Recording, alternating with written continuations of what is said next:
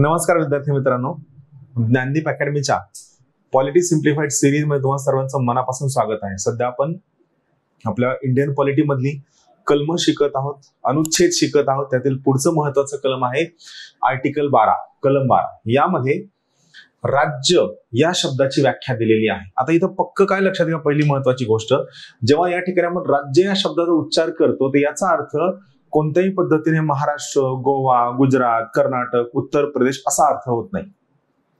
याचा अर्थ हा होतो की ऑथॉरिटी, थोडक्यात सरकारी ऑथॉरिटी। म्हणजे काय आहे तर जेव्हा जेव्हा संविधानातील एखाद्या तरतुदीचा अंमल करत असताना त्या ठिकाणी सरकारी ऑथॉरिटी कोणाला म्हणायचं, मग ते मूलभूत हक्कांसाठी असेल, मार्गदर्शक तत्वांसाठी असेल, मूलभूत कर्तव्यांसाठी असेल किंवा संविधानातील इतर कोणत्याही तरतुदीची अंमलबजावणी करताना जर समजा तुम्हाला गव्हर्नमेंट ऑथॉरिटी कोणाला म्हणायचं याबद्दल जर प्रश्न असेल किंवा गव्हर्नमेंट ऑथॉरिटी नेमकं कोण असेल, राज्य कोण असेल याबद्दल जर प्रश्नचिन्ह उभा असेल तर त्या पर्टिक्युलर केसमध्ये राज्य या शब्दाची व्याख्या कुठे दिलेली आहे, संविधानाच्या कलम 12 मध्ये राज्य या शब्दाची व्याख्या दिलेली आहे। एकदम सोपं करून सांगणार आहे, लक्षात घ्या राज्यामध्ये काय येतं पहा। या ठिकाणी या भागात आता सध्या मला सांगा, आर्टिकल 12 जे आहे हे संविधानाच्या कोणत्या भागामध्ये येतं, हे संविधानाच्या भाग 3 मध्ये येतं। संविधानाचा भाग 3 जो फंडामेंटल राईट्स म्हणजे मूलभूत हक्कांच्या बाबतीत आहे।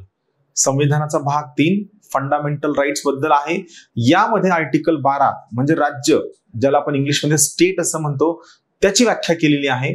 आर्टिकल 12 काय म्हणतं, या भागात संदर्भानुसार किंवा आवश्यक नसेल तर, म्हणजे संदर्भ दिलेला असेल किंवा संदर्भ दिलेला नसेल तरीही राज्य या शब्दात काय येतं, भारताचे सरकार, मी हे समजावून सांगतो, आणि संसद, बरोबर आहे। त्यानंतर राज्यांपैकी प्रत्येक राज्याचे शासन व विधानमंडळ, बरोबर आहे, आणि भारताच्या राज्य क्षेत्रातील अथवा भारत सरकारच्या नियंत्रणाखालील सर्व स्थानिक किंवा अन्य प्राधिकरण यांचा समावेश येतो। म्हणजे पहा, हे 5वा मुद्दा आहे आणि हा 6वा मुद्दा आहे। पहा, तर सगळ्यात अगोदर आपण काय करूया, भारताचं सरकार या प्रत्येक मुद्द्याला मी समजावून सांगतो यात नेमकं काय येतं।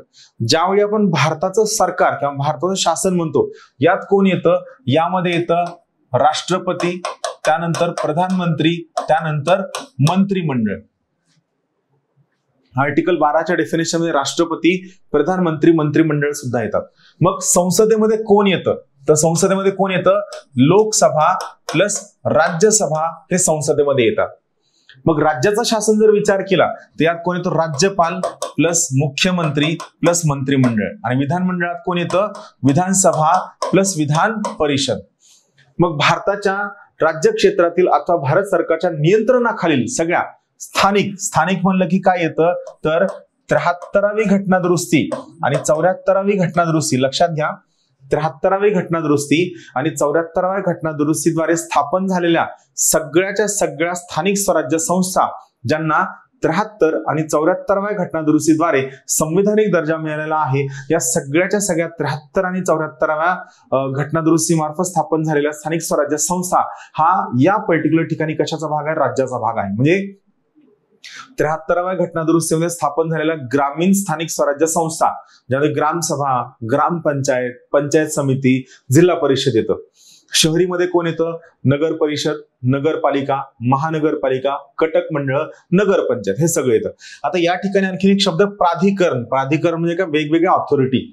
ऑथॉरिटी कोणत्या, ज्यांची स्थापना संसदेच्या विधिमंडळाच्या कायद्याने झालेली आहे किंवा ज्यांचं कामकाज संसद किंवा विधिमंडळाच्या कामकाजानुसार चालतं। Steel authority of India limited, म्हणजे भारत सरकारच्या मालकीच्या कंपन्या सुद्धा येतं। आणि याचाच आपण जर सुप्रीम कोर्टाचा अर्थ वापरला तर सुप्रीम कोर्टचं म्हणणं आहे की आर्टिकल 12च्या राज्य या शब्दामध्ये भारत सरकारसाठी किंवा भारत सरकारच्या वतीने काम करणाऱ्या खाजगी संस्था सुद्धा येतात। फॉर एक्झाम्पल तुम्ही विचार करा, ज्ञानदीप अकॅडमी ही एक खाजगी कोचिंग संस्था आहे। मग जेव्हा मी माझ्या वर्गामधील खाजगी विद्यार्थ्यांना कोचिंग देत असेल त्यावेळेस मी त्या विद्यार्थ्यांसाठी खाजगी संस्था आहे। मात्र ज्यावेळी मी कोचिंग देत असताना महाज्योती असेल, सारथी असेल, बार्टी असेल, tribal research and training institute असेल किंवा अमृत असेल, यांना जर मात्र मी कोचिंग देत असेल तर त्या पर्टिक्युलर केसमध्ये मात्र मी त्या विद्यार्थ्यांसाठी कोण असेल, त्यांच्यासाठी मी सरकार असणार आहे। आता मी तुम्हाला परत एकदा राज्य या शब्दाचं डेफिनेशन सांगतो. प्रधानमंत्री, मंत्रिमंडळ, राष्ट्रपती, लोकसभा, राज्यसभा. दुसरं आहे राज्यपाल, मुख्यमंत्री, मंत्रिमंडळ, विधानसभा, विधान परिषद.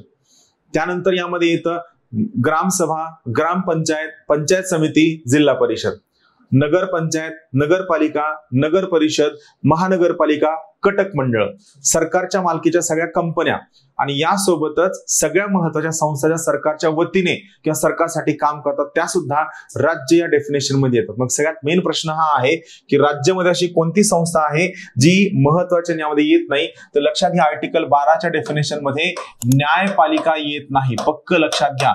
परत एकदा सांगतो, आर्टिकल 12च्या डेफिनेशन नुसार राज्य या शब्दामध्ये न्यायपालिका येत नाही. लक्षात घ्या, जर या पद्धतीने तुम्ही क्लिअर केलं तर तुमचं उत्तर कधीही चुकणार नाही. सर्वांना मनापासून शुभेच्छा.